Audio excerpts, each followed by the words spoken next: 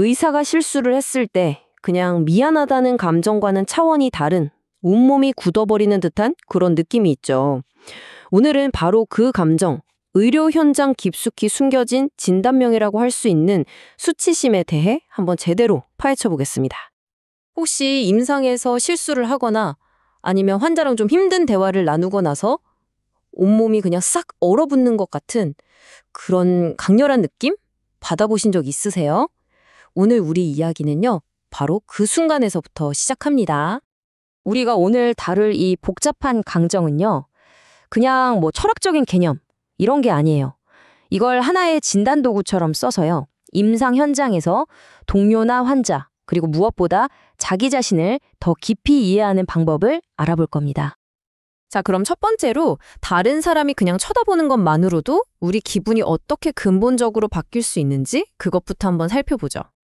철학자 장폴 사르트르가 이걸 시선이라는 개념으로 설명했는데요. 이게 뭐냐면 방금 전까지 내가 세상을 바라보는 주인공, 즉 주체였잖아요. 그런데 어느 순간 다른 사람의 눈길 아래서 평가받는 객체로 확 바뀌어버리는 바로 그 순간을 말하는 겁니다. 이 슬라이드를 보면 정말 흥미로운 게 이 변화 과정이 눈에 확 들어오거든요. 사르트르가 든 예시가 이거예요. 내가 열쇠 구멍으로 누군가를 몰래 훔쳐보고 있어요. 이때는 내가 주체죠. 그런데 갑자기 복도에서 발소리가 딱 들리는 거예요. 그 순간 나는 훔쳐보는 나를 의식하게 되죠. 내가 누군가에게 관찰당하는 객체가 되는 겁니다. 바로 이때 수치심이 확 올라오는 거죠. 사르트르의 그 유명한 말, 타인은 지옥이다. 이게 바로 이 경험을 두고 하는 말입니다. 다른 사람의 시선에 갇혀서 그 사람들이 나를 평가하는 대로 내가 규정돼버리는 그 엄청난 압박감. 내 자유의지는 사라져버리고 아까 맨 처음에 말했던 그 얼어붙는 감각이 바로 여기서 시작되는 겁니다. 이게 그냥 철학책에만 있는 얘기가 절대 아니에요. 생각해보세요. 진료실이나 수술실에서 누군가는 지켜보고 누군가는 평가를 받잖아요. 이 시선의 역학은요, 병원에서 정말 끊임없이 일어나고 있습니다. 그리고 그 시선은 엄청난 힘으로 작용하죠. 그런데 말이죠, 수치심이라는 게 꼭 외부의 시선 때문에만 생기는 걸까요? 그렇지만은 않아요. 사실 가장 강력한 압박은 우리 안에서부터 시작될 때가 많거든요. 바로 완벽함에 대한 어떤 신화 같은 거죠. 수치심의 또 다른 뿌리는요, 완벽한 의사가 되어야 한다는 그 깊은 갈망에 있어요. 고대 그리스 사람들은 이렇게 완벽해지고 싶어하는 욕망을 에로스라고 불렀다고 합니다. 플라톤의 책 향연에 나오는 얘긴데요. 원래 인간은 완전한 구 모양이었대요. 그런데 신의 노여움을 사서 반으로 쫙 쪼개졌다는 거죠. 그래서 우리는 늘 잃어버린 나의 반쪽을 찾아 헤매면서 완전해지길 갈망한다는 거예요. 하지만 현실의 나는 불완전하잖아요?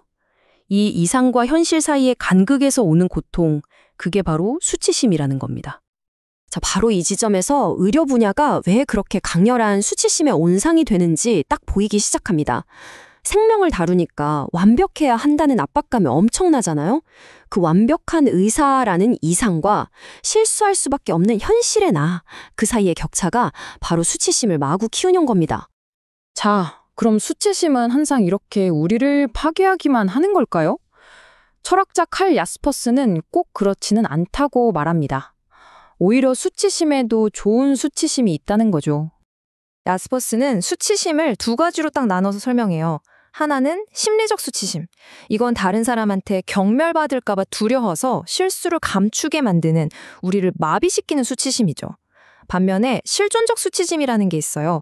이건 예를 들어 내가 환자에게 최선을 다하지 못했구나 하는 자기 자신의 기준에 못 미쳤을 때 느끼는 부끄러움이에요. 이건 오히려 우리를 더 나은 의사로 성장시키는, 우리를 보호하는 내면의 힘이 될 수 있다는 겁니다. 그러니까 핵심은 이거예요.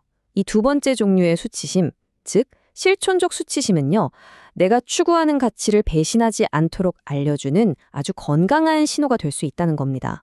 오히려 나를 있는 그대로 받아들이게 도와주는 긍정적인 감정이 될 수도 있는 거죠. 자, 이제 가장 중요한 파트입니다. 지금까지 얘기한 이런 철학적인 개념들을 실제 병동에서, 우리 임상 현장에서 어떻게 써먹을 수 있을까요? 이론을 이제 실천으로 한번 옮겨보겠습니다. 자, 여기 수치심을 다루는 임상 가이드 4가지입니다. 첫째, 시선 인식하기. 동료나 환자와의 관계 속에서 누가 누구를 평가하고 있는지 그 시선의 힘을 이해하는 게 시작입니다. 둘째, 불완전함 인정하기. 완벽해야 한다는 압박은 당연히 있죠. 하지만 완벽한 의사라는 건 사실 신화에 가깝다는 걸 받아들이는 겁니다. 셋째, 감정 구분하기. 지금 내가 느끼는 이 수치심이 나를 주저앉히는 독인지 아니면 더 나은 방향으로 이끄는 약인지 스스로에게 물어보는 거예요. 마지막으로 이 모든 이해를 바탕으로 신뢰 구축하기. 사실 환자들도 병원에서 수치심을 느끼거든요. 그걸 이해하고 더 공감적인 분위기를 만들어주는 거죠. 결국 수치심을 이해한다는 건 그냥 어려운 철학 공부를 하는 게 아닙니다. 이걸 통해서 동료와 환자의 눈에 보이지 않는 감정의 흐름을 읽어내고 더 깊은 신뢰관계를 만들어 나가는 아주 실용적인 열쇠가 될 수 있다는 거죠. 자, 이제 마지막으로 여러분 스스로에게 이 질문을 한번 던져보셨으면 좋겠습니다. 나는 언제 다른 사람의 시선에 압도당해서 얼어붙었던 적이 있었나 하고요. 그 경험을 떠올려 보는 게 곧 있을 우리 수업 토론의 가장 중요한 출발점이 될 겁니다. 들어주셔서 감사합니다.